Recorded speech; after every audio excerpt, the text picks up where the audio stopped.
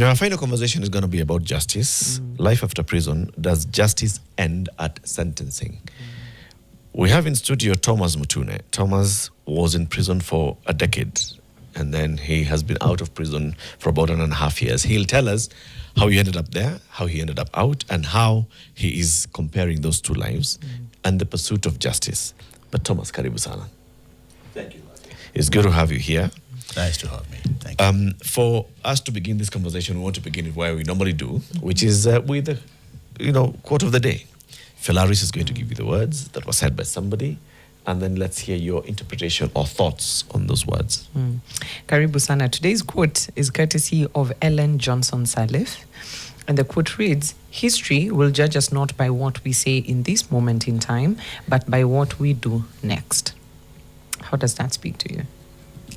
Well, apparently that's not just speaking to me. I think it's shouting to me. Reason being, in the context we're about to have today, and people incarcerated, people going through trials, and they're having to come back. Most of us are just seeing them, but we're doing nothing. And hopefully, history will talk to the community when the time comes. I think that's what it says to me.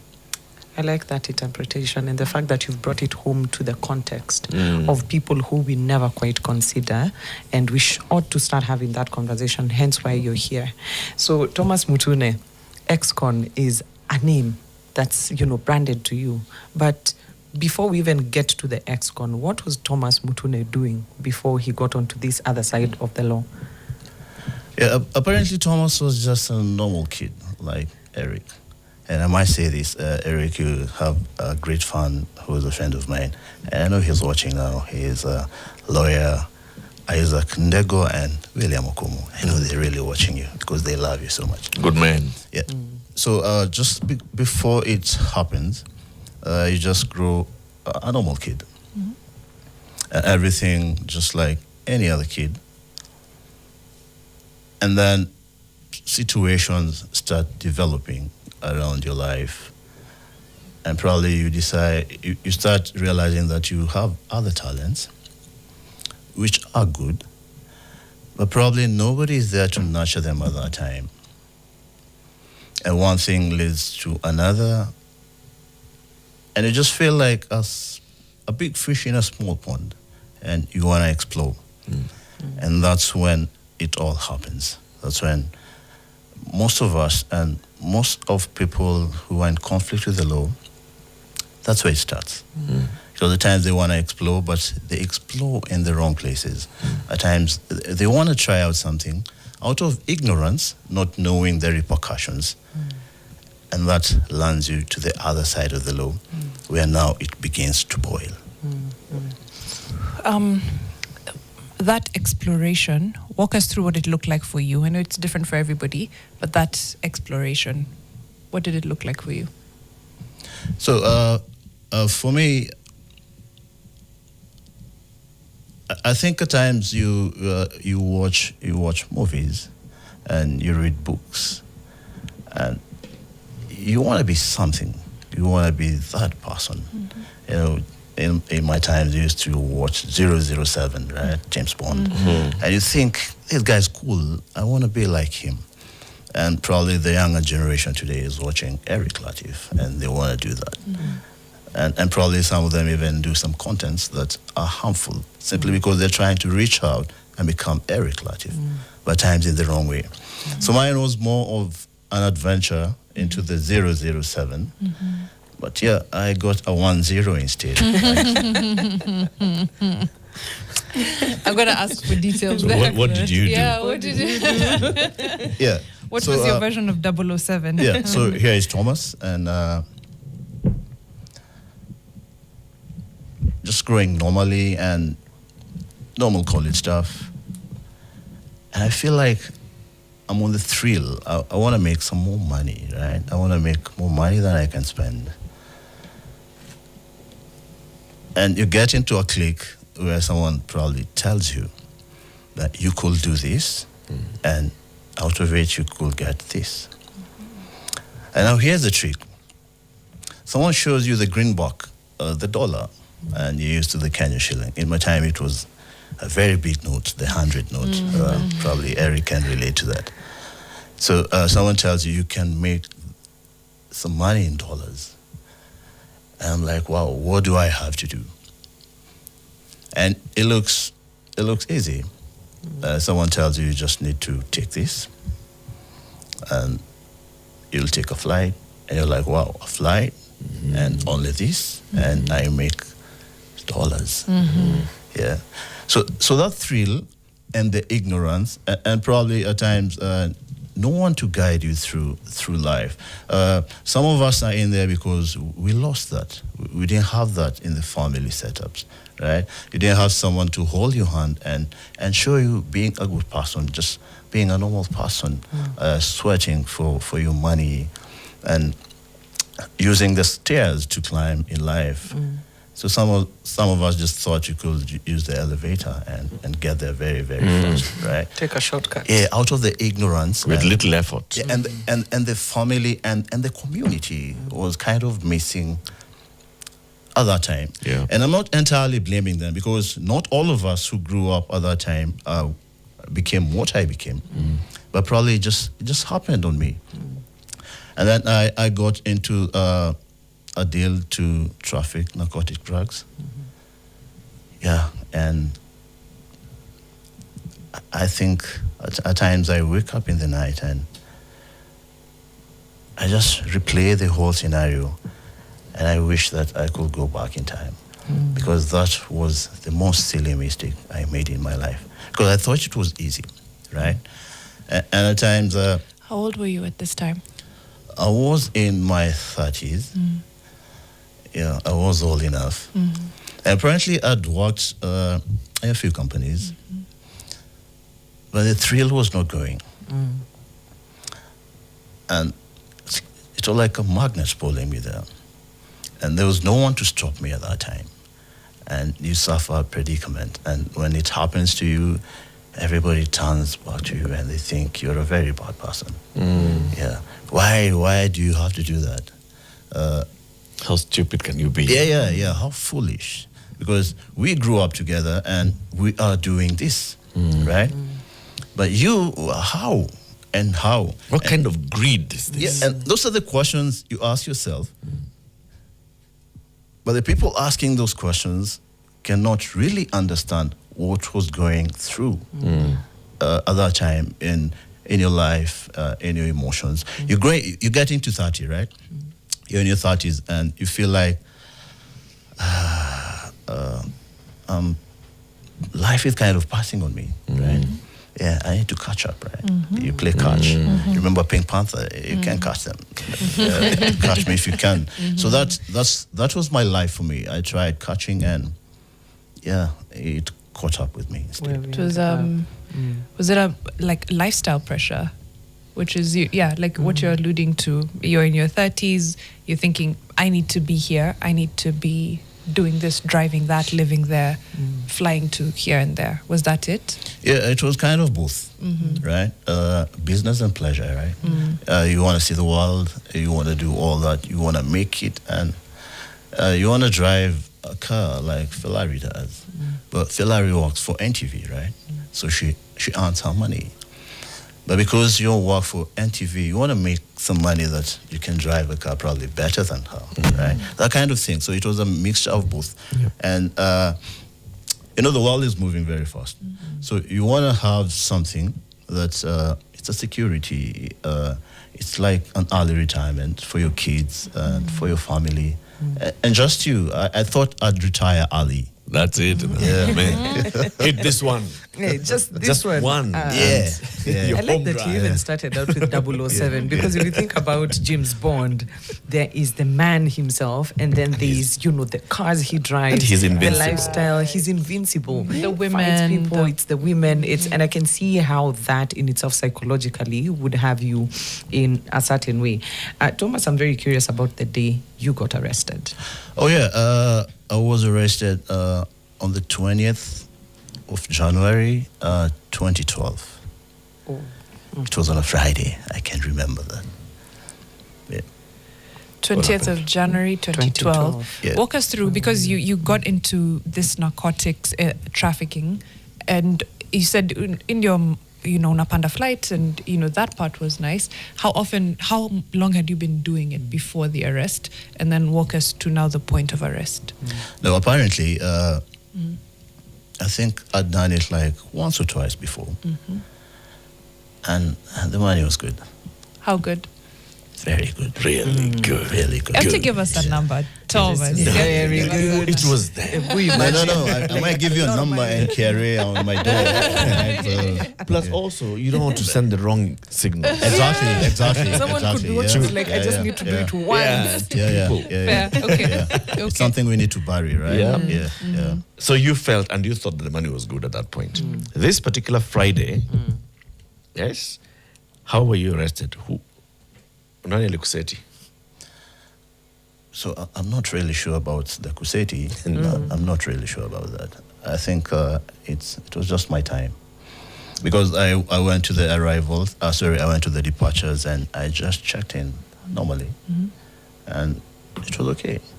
And I took my boarding pass, and I went through the immigration, and I went up. It's the old airport, if you remember the old airport, right?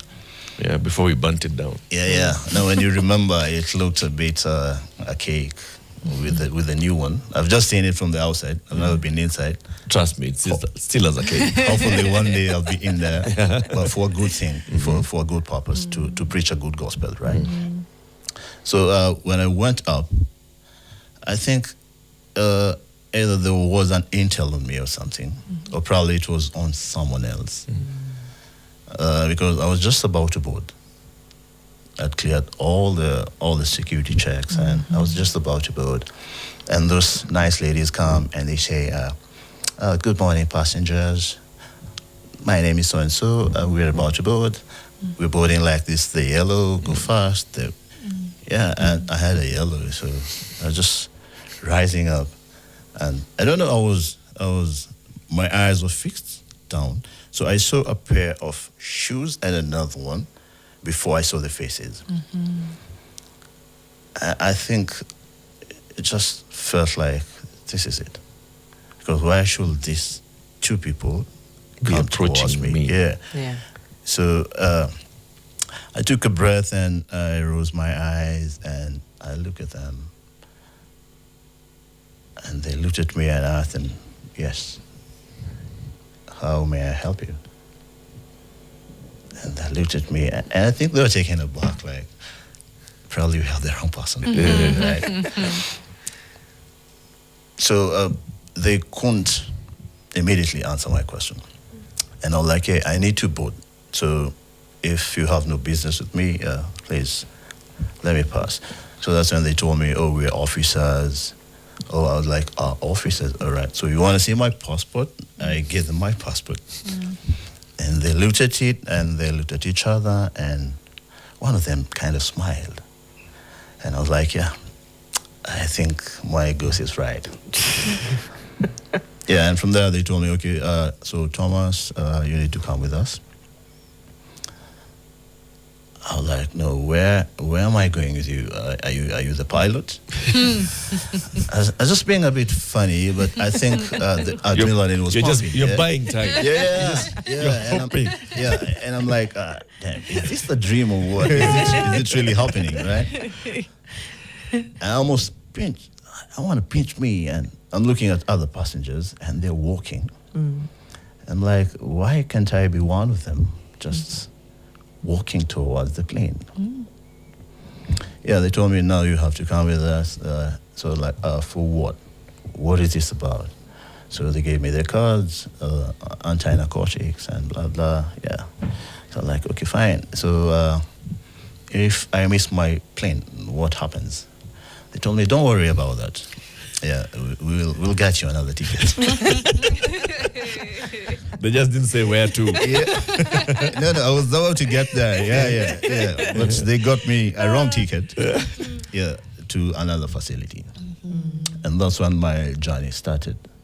And before you know it, you're in an office and interrogations.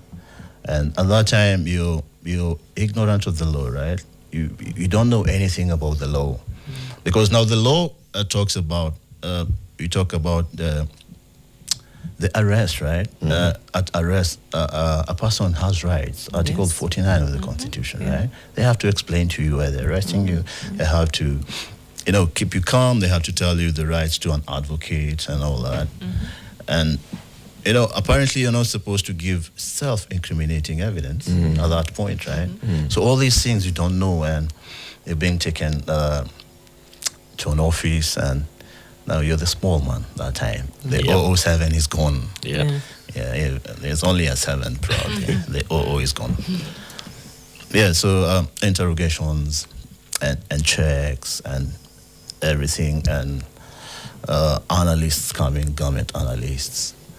And I think they're bosses from the narcotics department, and sniffer dogs and everything. And I'm like, wow, Osama's thing was a bit light. Yeah, this is the mine is huge. Yeah, and so eventually the drug then tells me, okay, fine, now we're going to charge you for this offense. And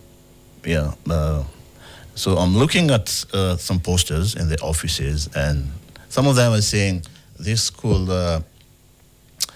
have you in for 10 years. And I'm like, 10 years? And then that's the moment you go back to your inner self and you start reflecting and seeing your life just fly, And you're thinking, I had a plan, I told my daughter I'll do this. I told my son I'll do this. My mom is waiting for me, and I don't know what do I tell them? What is going to happen after this? And the plans I had, probably I wanted to do something else. I wanted to pursue my media thing. Is it really going to happen? And my friends, that's the time everything of your life just comes before you. It's like a judgment day. Yeah, it's they're playing a tape, and everything is just rushing and coming. And what you can see is the 10 years, and you're having the 10 years to your age at that time. And I'm like, okay, I have black hair. Maybe I'll pick some gray on the way.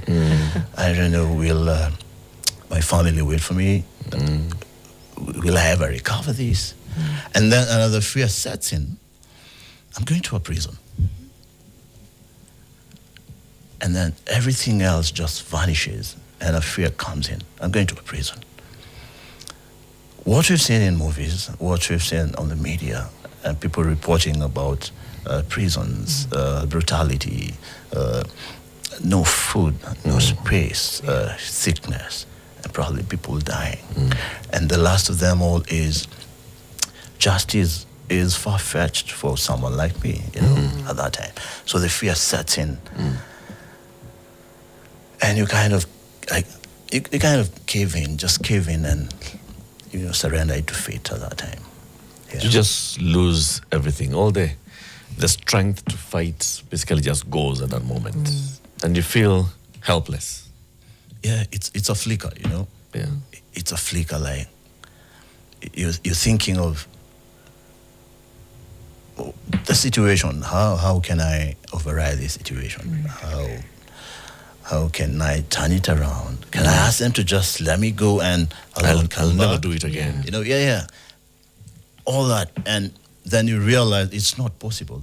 So what do? You just surrender to fate, and you're like, okay. That's when you remember your prayers. You're praying in your heart. I'm a Catholic, and I'm doing my prayers. We normally do something, chaplet, and I'm just counting them with my fingers, because that's the only hope you have at that time. And remember, this time my family doesn't even know, right?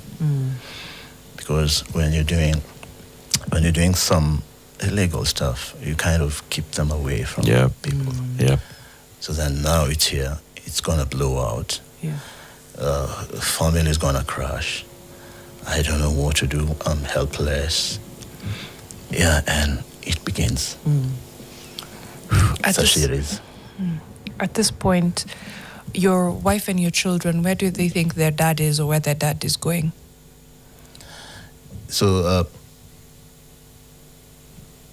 there was a lie from me that I'd gone to get some supplies. I was importing textile, of which, yes, I could have gotten with the money, the proceeds from the illegal enterprise.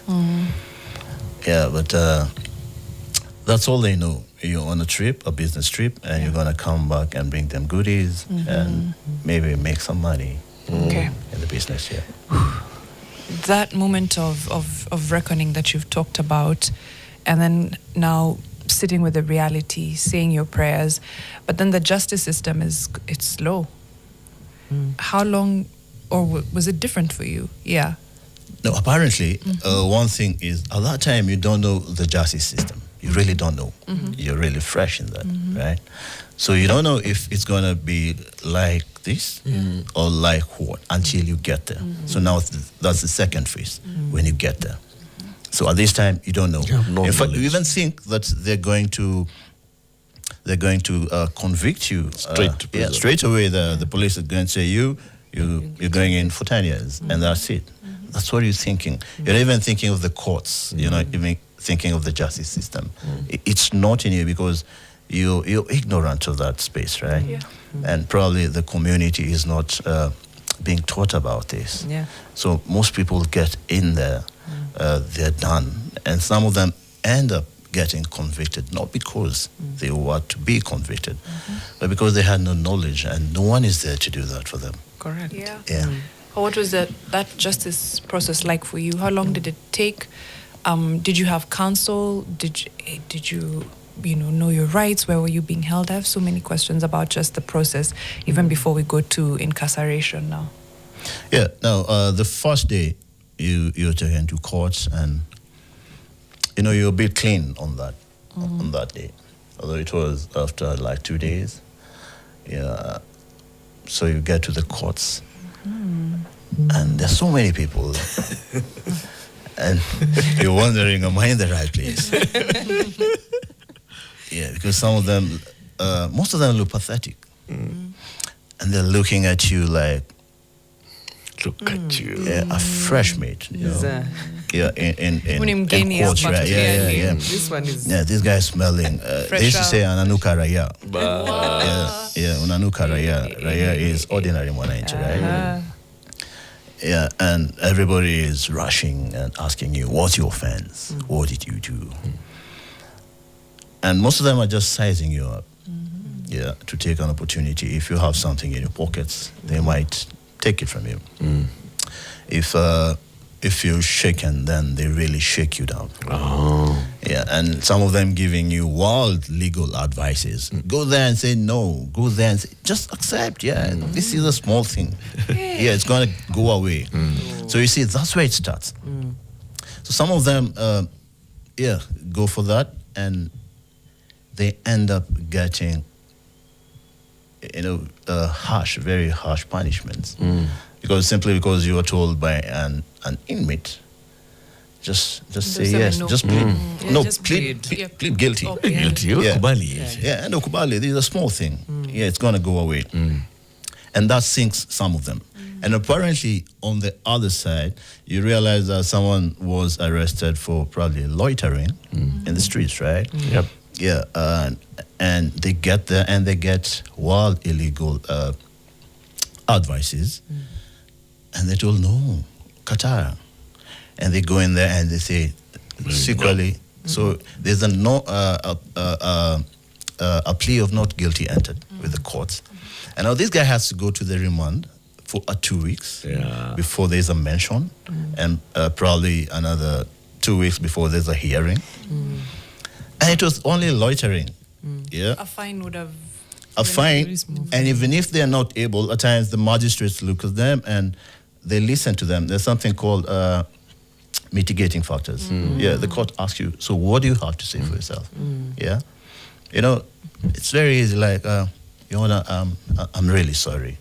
I'm really sorry. I was in the wrong place at the wrong time. I think I was just stressed, and I sat in the streets, and I didn't realize that the time had run off. So then I was arrested, and for that I'm really, really sorry. And the magistrate could look at you and even tell you to go away with a warning, right? And now because you got the wrong advice, you say not guilty. You go in for 2 weeks before you have a mention, and then luckily for you, on the mention date, there is mandamano in the streets. Yeah. So go back in for another So 2 weeks. no, you can't go to court. The courts are not operating on that day. All right. And then before the next 2 weeks, something else happens. The magistrate is on a seminar or something, and before they know it, they are in there for 6 months. Something they shouldn't have. Correct. So it's really important for people to get that education. It's our responsibility as a community. Today I speak from the community and from the inside community. It's really important for people to understand these things. And that's why today I am a paralegal, working with justice defenders. And that's my job. Yeah, that's my job. I go every day. I talk to them. I give them legal advice because I have it. I've gone through that. I've gone through a training, a paralegal training, and today I can really offer advice. Advice. Just in case you have something you can see pending Where? legal matter. and we offer our services for free. Yeah, that's the beauty about it. Yeah, You didn't get that advice. yeah. You got the advice from the inmates. And many of them were telling, Something small. Hata najua nani mwenye alisema tu hivi na akatoka. Yeah. So which advice did you go with to court? Beyond being a 007, I'm also a cautious person. And I'm grateful that I went to a good school. I went to school and I'm not stupid. So I took my time to reflect on it. And at that time, I had a friend who was an advocate. Yeah. Mr. Morede, thank you. So he came through for me. He came for a visit because now the news was broken to my family. And everybody was comparing. And he came to visit me and he told me, you know what, I'll stand in for you. I'll stand in for you. So after the plea, he appeared on my behalf. And from there, I started picking a few things I could really understand because now, one thing which is another right, most people don't know. Once you're arrested and taken to a prison, it's your right to be supplied with all documents that the prosecution intends to use them before a court of law. So some people will not do that out of ignorance. Okay? So on this day, they're taken to court and they know nothing about the matters. Some of them don't even know what their matters are. They just say, I was caught, nikambiwa niliiba. Nikambiwa. Yeah, so Wheezy is in many categories. Yeah. There could be breaking and entering. There could be burglary. There could be stealing, just snatching, you know. Armed theft. Armed robbery. Yeah, armed theft. Sorry, No, that's robbery. That's robbery. aggravated. Oh, That's robbery is violence. But the stealing itself, is not as thin as people think. Right. So someone just go to court. They have no statements. They have at times they have no charge sheets, right? And they go there and they're ready to proceed. And you're like, are you sure? Do you even know what you're proceeding against? Yeah, so I'd gotten my statements and I was going through them. And so I was learning a few tricks along the way. I was learning a few tricks and understanding that, yes, this and this are not right. Remember, at this time, it's the Constitution is not available for you in the facility, right?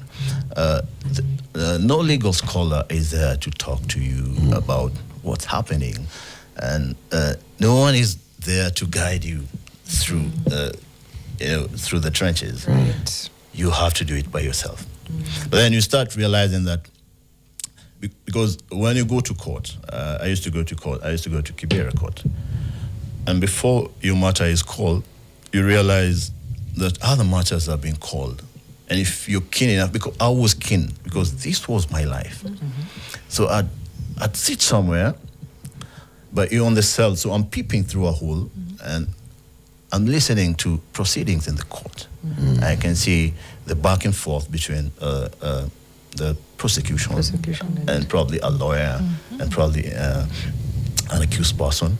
And I was getting the feel of it. Oh, all right. So you look for inconsistencies. You look for this. You look for this. And I started understanding slowly by slowly. But nonetheless, that was still not enough. Yeah. Still not enough. You were convicted. Yeah.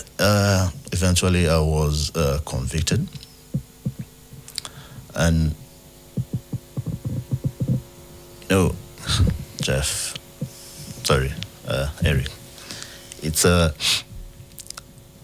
one thing to say someone is convicted, and it's another thing for that convicted person. The magistrate is sitting there. You've done your best. You've battled the case. You've tried to bring in all the laws that are known. And then one day they tell you, now we have a decision. Magistrate tells you, I have a decision. And I remember mine was done around 4 or 5 in the evening. It was the last one. And they start reading, and you don't know what to expect. And they read, and you're only clinging to the good things the magistrate is saying about your matter. And you're kind of crossing your fingers, hoping that this works. Then that's when I realized that it doesn't work. Crossing your fingers now. That was a story. I used to believe that when I was a young kid. Yeah. I'm crossing mine. I almost crossed my toes. I want to cross all of them. And then down there, she says, yes, having gone through all the evidence, having listened to the defense, I find the accused person guilty of the offense, and the prosecution have proven their case. And I therefore proceed to sentence him to 30 years imprisonment. 30. Yeah. How did you feel in that moment? How do you feel when I tell you that? It's heavy. Yeah. Remember, it's in the evening, and I'm so hopeful that I might going home. I might go home today. I might see my family today. I might try and make up for what I lost and just rectify my ways. And they tell you 30. 30. There are 3 presidents on a full term. Kila mtu two term. Yes, on a 2 term, 3. And it just goes black. I remember I was just trying to play brave, but somehow an officer kind of escorted me to the cells. And everybody is looking at you and they're asking you. And you see now, such news really spreads very, very fast when you go to the cells. Even the officers, at times they even call in their friends like, hey, moja amepigwa 30. And you're like, you're talking about me. And I'm a person, I'm a human being. And you're just talking about me like you're not there. Yeah. You fail to understand, are you celebrating it? Or are you passing on the message? Right? And for what purpose? Or for them, is it workplace banter? The same way, other people talk about, oh, leo printer imejam. But now if you're a warden in a prison or a remand officer, it's, hey, moja amekwa 30. I'm coming back. Ile lori nilitoka nayo. Narudi nayo ikiwa full. Ndo narudi now. Yeah. Is it just banter for them? Oh, yeah. Where? And your fellow inmates are coming, and at that time you've made a bond with some of them. You become friends, and he's coming, and some of them are just coming and saying, "Bole, yeah, don't worry. Yeah, there's an appeal. There's this and this." And at that time, I'd gone through the justice system, and I realized that yes, there is an appeal. But then the first cut is the deepest, right? Yeah, it's happened 30. So you're like, if the first one saw 30, then how sure am I that even an appeal will suffice? Yeah. And you see, this is the only thing I have, right? This is the bird I have in the hand, 30. Yeah. The appeal are probably another 50 birds in the air, right? So mixed emotions. Yeah, but you have to move. We have Tembea. We get into the truck and off to my journey as an incarcerated, as an mfungwa, a prisoner at that time. So I'm taken to Nairobi remand, an allocation center. I spent the night there, and in the morning, very early in the morning, you can imagine now you just have you go into a cell that you're not even familiar with these people, because now at that time you're considered a high risk. So you're just pushed in, and they're strange people, and all of them are looking at you. They look more miserable than you, but they at that time they're more hopeful than you, because they're still doing their trials. Yours is done, and you have to kind of sleep with your clothes on and everything, because it's not home. And very early in the morning, I hear the doors are bang, and an officer is shouting, "Wapi ile mtu yangu ya kamiti?" And I can hear people shouting, "Cell 23, cell 23, cell 23." Was it 23 or 15? One of those. And I just knew it was me. And they open, and the prison doors, they just have an echo that will shatter your confidence. That click, there's something, and then there are long ones. They just bang. There's something about that sparks life, or into you or out of you. And most times it's out of you. It's open, and they're like, "Hey, you, Toka, we're going. We have to go." Yeah, and you pass, and there is breakfast there. There is OJ. And they want to serve you first because you're leaving, and you look at it, and however much you're hungry, you won't go, right? Sometimes it's if you don't take it, it's an advantage to someone else. But if you take it and give it to someone, it becomes a blessing to that person. Because if you don't, then they will not get it. So I just took and gave it to someone, and we are communal things, creatures, right?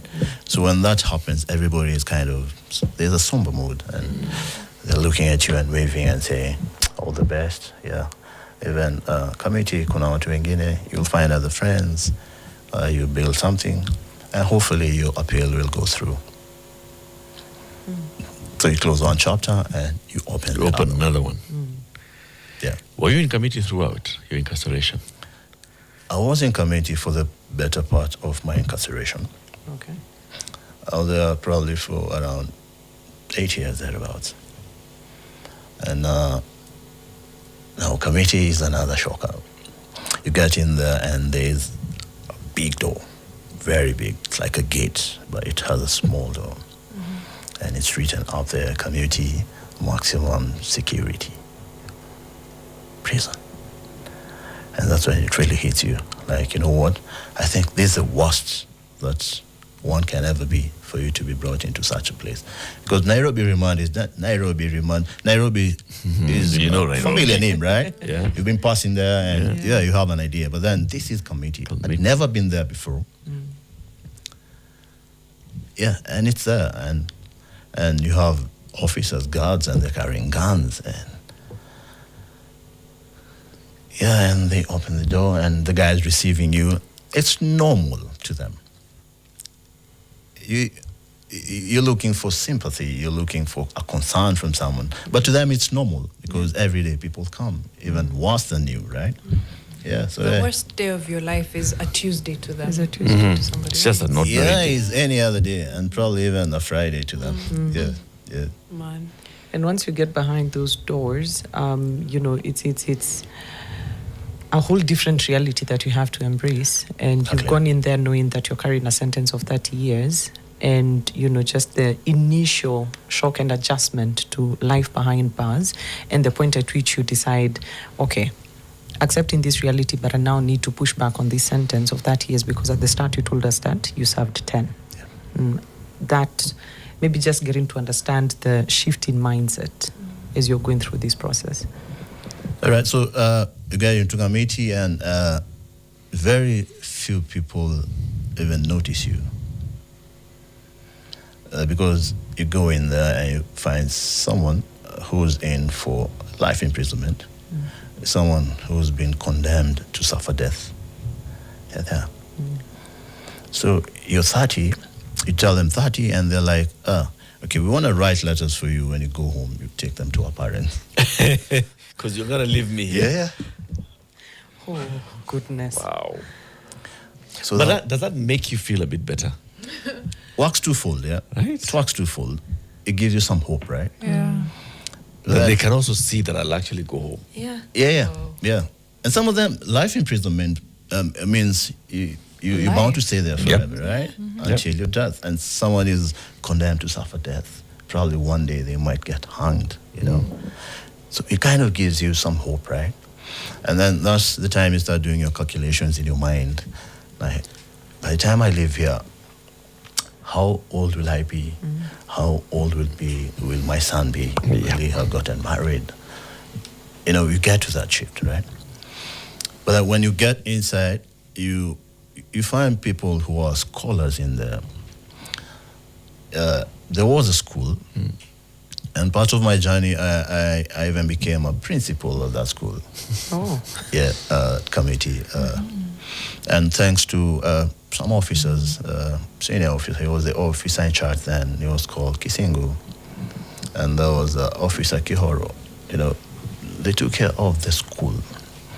And because you have an education and you can do a few things. I've never been a teacher, but I loved literature, right? So I got into taking people for literature. And I must report that in my tenure, one of my students, they used to do the normal exams, KCSE, and all of them got called to the Kenyatta University, KU, right? Amazing. Yeah, and we went and we did a petition for him. He went to court, and he was released. Nice. And right now, I think this last December, he had graduation.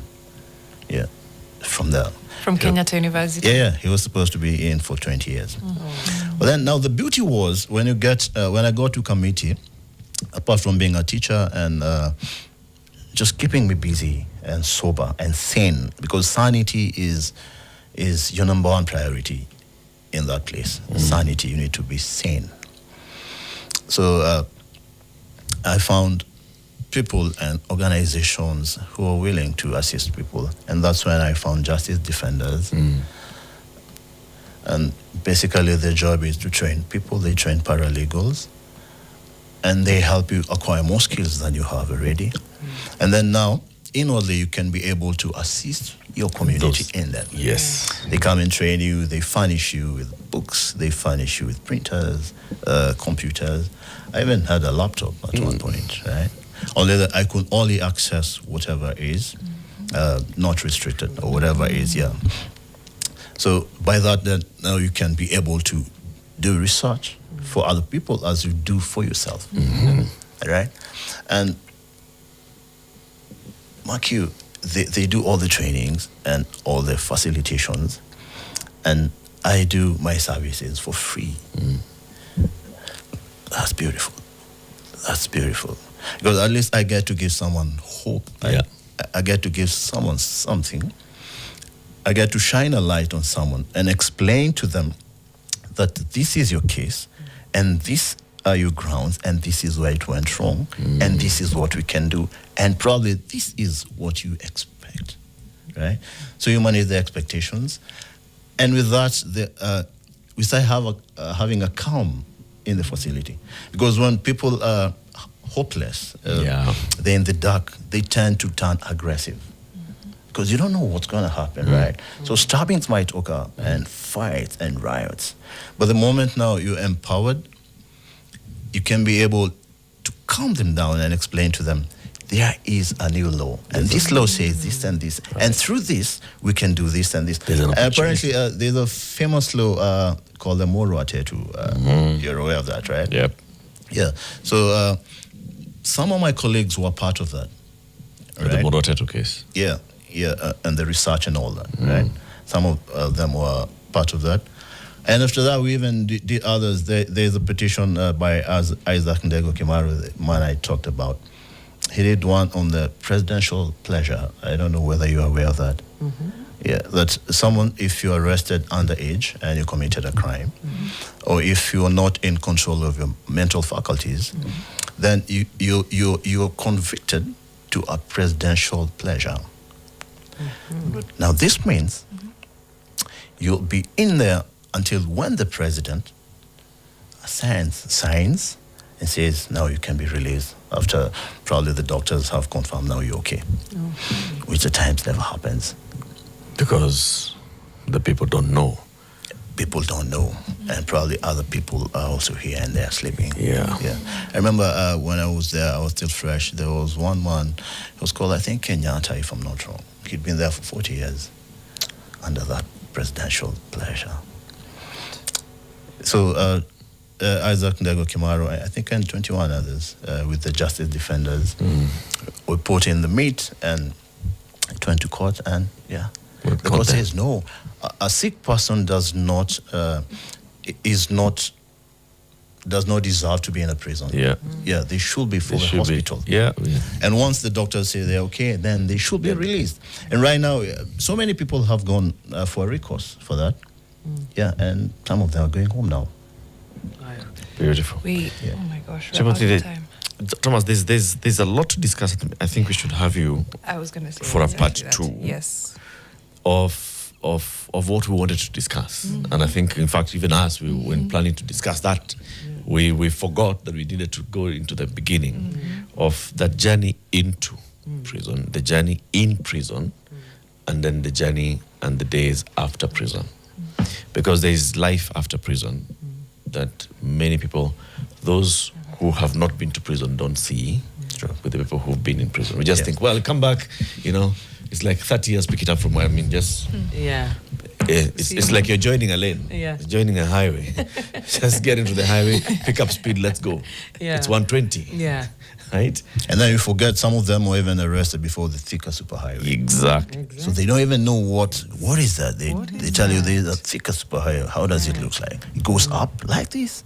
They've never seen those, those lanes and crossovers. They've never seen them. So there's a lot that the community needs to understand about this person. When you talk about reintegration, what should it be like? And even the prisoner, when you're coming out, now you're joining the society. What do you expect? What should you expect? Please, expect our invitation. For part two. For part two. Yeah, I'm all yours. Yeah, for the community. Absolutely amazing. Kesho ni Friday, which is when we are going to be back here from 6 to 10 o'clock. For now, lazima tuseme kwaheri. Our time on Fixing the Nation this beautiful Thursday is done. My name is Falari Sombre, Eric Latif, and Mariam Bishar with our guest Thomas Mutune for this hour. Coming right up is Your World. Leo kuna nini uko Your World, Mariam? Your digital life. Are you in control? The hidden tech that's behind your everyday apps, and they'll be speaking to AI specialists, tech experts, and an ICT and cybersecurity expert. So, are you in control of your digital life? Good question. It's a very big, good question. You should speak to the owner of AI. on Nation FM, we'll have Claudia Naisabwa and Brian Aseli on Vibe Shift. Have an amazing, amazing Thursday afternoon, and a big thank you to all our guests today and to you fixers. Tupatane kesho.